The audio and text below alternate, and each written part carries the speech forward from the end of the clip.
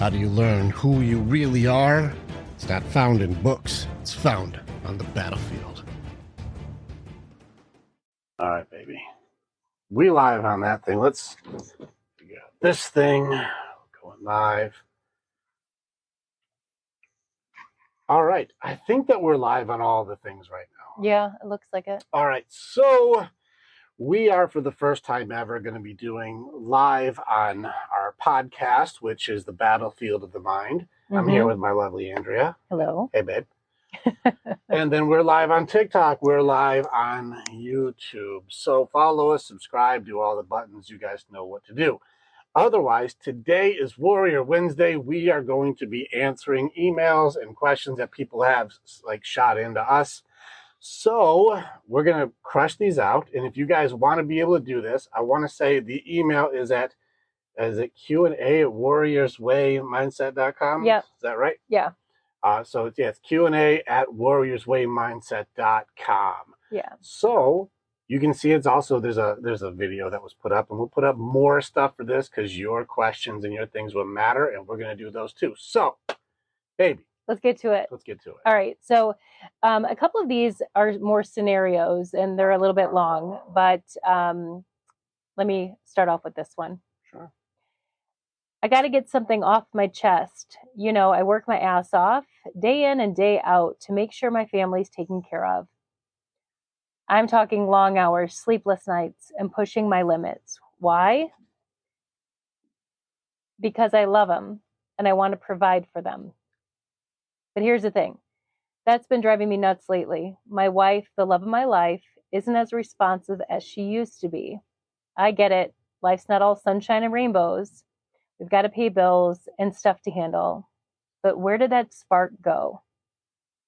Back in the day, it was all smiles, laughter, and late night talks. Now, I'm lucky if I get a hello when I walk through that door. I miss that connection, the fire we used to have. Listen, I want to be there for her. I want to make sure she doesn't have to worry about working because I've got it covered. I want us to keep those vibes alive. So what's going on here? What do I need to do to get things back on track? I know I'm not alone in this. If you got some advice, I'm all ears. All right, brother. So I hear him on this one. Babe, you actually may have some to add on this one also. So because of the way you grew up, you can relate to the provider lifestyle and always working your ass off to give to somebody else. I work for my family. I work for my wife. I work for my husband. I work for my kids. We work because we have to take care of everyone, because if we don't do it, who is, right? Right. Can you relate? Yes. Yeah. And in our lives, a lot of times it's very difficult to just expect others to take care of you. So we have to take care of it. It's going to be tricky because there's a system of unmet needs that are happening on both sides, because just providing may not be the only needs that she has. Yeah. And may not be the only needs you have, because if you start looking at the dynamic, I go to work and I take care of the stuff so you can pay bills and just so you have things. And then I want that intimacy or that connection or whatever. But what are her needs too? Yeah. You guys are missing each other. Something has changed. I don't know if you got different hours or a job change or something happened. For this type of dynamic, there's obviously a lot of room for assumption. Yeah. So for this, I would probably start with this couple to really look at what changed, because there was a point where the spark started to fizzle. The time wasn't there. It could be quality time needed to be there. It could be an unmet need. It could be prioritization. You know, there's something that started to stop happening. Yeah. And I think he mentions, you know, I work day in and day out, you know, and he puts all his value and time and energy into this. Yeah. And I think that it's very easy to kind of miss those needs when you're so stressed out and just burnt out from working so much. It is a tough situation to be in. Yeah, which means I'm going to come home smoked. Yeah. I'm not here all day. Yeah. All the responsibility falls on you to take care of all of this, and my responsibility falls on me to take care of all of that. Yeah.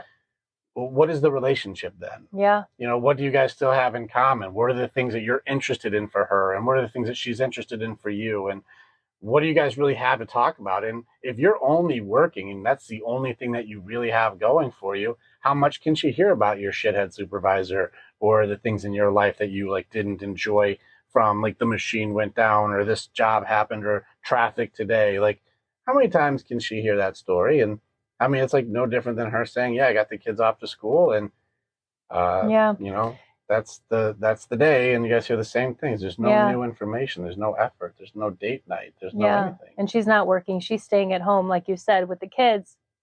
I think it sounds like they're just missing each other. They need to almost come back together and try to find a way to reconnect. Yeah. So Yeah. I would start with them there. What are the unmet needs? Because it seems like she's going into self-preservation, and you're hoping for something to change when something dramatically did change. Yeah. And I would probably start there with you guys to kind of go, what's different? What did you need? What does she need? And let's see if we can find a different prioritization, because sometimes her needs may not be you working more.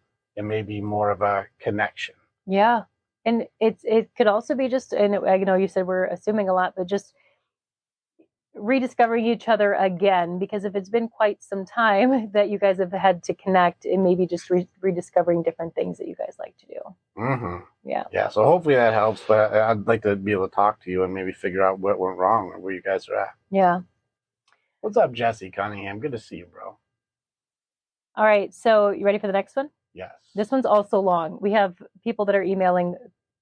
Listen, quite a bit. I gotta give you credit that you're reading this. This is on like the tiniest font I've ever seen in my life. I should put out an iPad or something. All All right. Dear Rick, I've been an avid listener of your podcast, The Battlefield of the Mind, and I've been deeply moved by the wisdom and insights you share. Today, I find myself reaching out for guidance and advice. I am excited that you've started taking emails from listeners. I'm a father and a partner, yet I'm struggling to feel like I'm living up to those roles. I want to be the best father and partner I can be, but I often feel lost and disconnected. My relationship with my partner lacks the deep connection we once had, and it's affecting our family dynamics. I sense that I'm not being the father and partner I want to be, and it's causing turmoil within me. I've tried various approaches, but nothing seems to bring the transformation or reconnection I'm seeking. I'm writing to you in hope that you can offer me guidance and insights. How can I better understand my role as a father and a partner? How can I improve my ability to connect and strengthen the bonds that are vital to our family's well-being? I also understand the importance of investing in oneself, and I'm committed to the journey. Your expertise and perspective would be invaluable to me as I strive to be the man my family needs and deserves. That's the thing. All right, perfect. Yeah. First off, I appreciate you for listening to the show and being a part of it. What's up, Mr. Gratitude? I see you, Brandon. Hi, Brandon. Speaking of which, he's also been on the show for Battlefield of the Mind. So on this one, I'm going to put you on mission. I think that this is honorable and noble that you want to improve and be a better father and better partner. But where do we begin? I'd like to have a call with you, but I also want you to do this mission first. So I want to put you on mission with what I call Chimera training. So some of you may not know Greek mythology on what a chimera is. It's a mythological creature that's a mishmash of like a lion, a goat, and like a snake. And it's like a mixture of animals that aren't supposed to go together. What I want you to do is build your own chimera, which is going to be like a Frankenstein of your own. But what I want you to do is not look at people that you wish you were like, but look at traits that you love about other people. Like, you may not have the mentor or a guide or somebody who you can say, that's the way that I want to be. Well, not everybody is going to be your style or your kind of, like, that's how I want to be. It's not likely. But there are traits that we can enjoy, like that guy's hard work ethic and this person's listening skills and that person's empathy and this person's, patience with his kids, and the way that this guy is always chivalrous and makes sure he goes out of the way for his wife, and the way this guy does this thing, or the way that that person handled that, or the way that they've created their own thing, and I want to create my own thing. Take traits from other people and then Frankenstein those together into a version of yourself as a target. And what I mean is just give yourself like a goal that can be authentic. That's you. Like, I'm really that. I can be that. But it's traits that I want to practice and I want to train to improve about myself.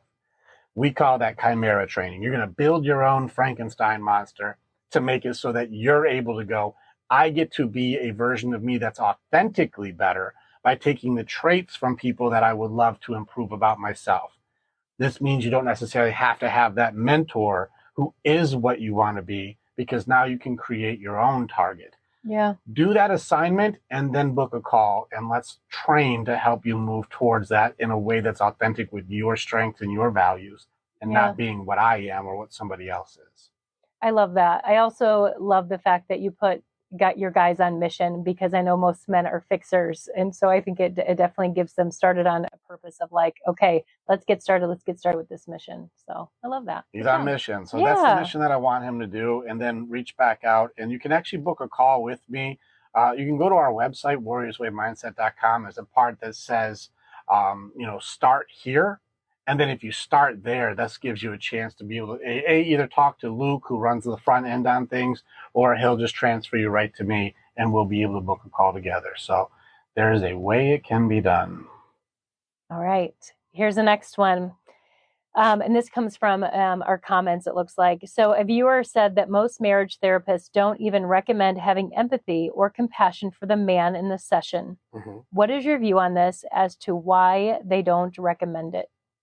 Yeah, I've noticed that too, and I actually do disagree with this. I think that there's been a weird modernistic psychology thing where the therapists today are like making other villainizing guys. I've even have guys in my group who were the guys who were being cheated on and mistreated, and they were still ganging up on the guy as though like he was the problem. He's like, I didn't do any of these things.